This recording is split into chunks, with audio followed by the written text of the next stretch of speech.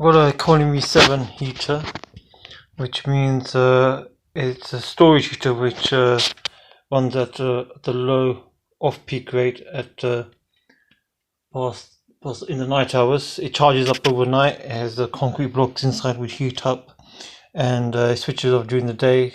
And what it is used just to store heat. That way you save money during the day. So it also comes with a convector heater on the side. And I found out once that my convector heater was still getting warm, but they were switched off from here. And I realized this button here is known to go on these heaters. It's got this Creeder heater here. So basically, it'll still be in contact, but the light won't show. So I found that there was still electricity passing through. And how did I know that? Because I've got a voltage meter here connected to with the 7 heater connected to that. It's a Genie wattage counter. Gives you the cost, energy, and the amount of CO2 you got coming out from it. And I knew it was on because there was still like a figure coming up on this here. So even when I thought it was off all the time, it was on. I was wondering why the heater was on, because it felt warm. So I know it's off now because it's got 0 there. But the button from there I replaced. I got it from ROHS online, and it costs about couple of quid. And you just have to. You don't have to take anything. You can just put a screwdriver in and you pull it out, and just order a new one. Just fix it back on. And it's mainly this button here that doesn't do the job, because it doesn't switch on, but the contact was still joined inside, but the light wasn't showing when the light had blown previously.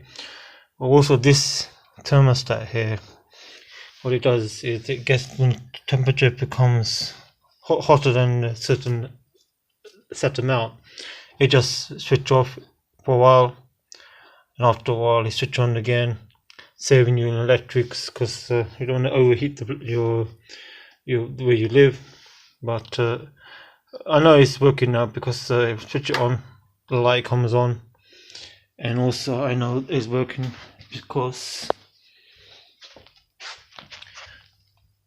it's reading on there 2028 watts, and it's just level out, but after a while it will switch off, because the thermostat will switch it off to save you on the electric bill.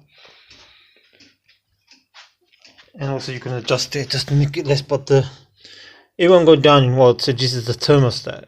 It has a metal bimetallic strip in there which bends, and it will move away from the contact position, and therefore switching it off. But you just level it to how often you want it to switch off and switch on.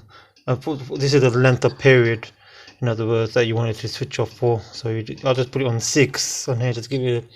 You don't have to use it all the time. It does use less electricity than extra storage here. This is for like day use. You want a quick blast of heat in there, just for flat. You don't have to keep it on for just 10-15 minutes would do. So basically just sucks out all the cold air from under here and heats it up as it comes out from here. So that's why it's called convector heater. So that's the basic use of that. But it's very handy. Very handy just to heat up the room. And for a flat job, I would just think 10-15 minutes will do the trick. Put it on maximum level, and then after just switch it off.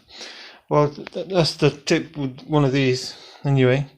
The other tip is that it is not necessary to put your convector heater on full ventilation open. So you just put it on half. That way you have a lot more heat storage inside.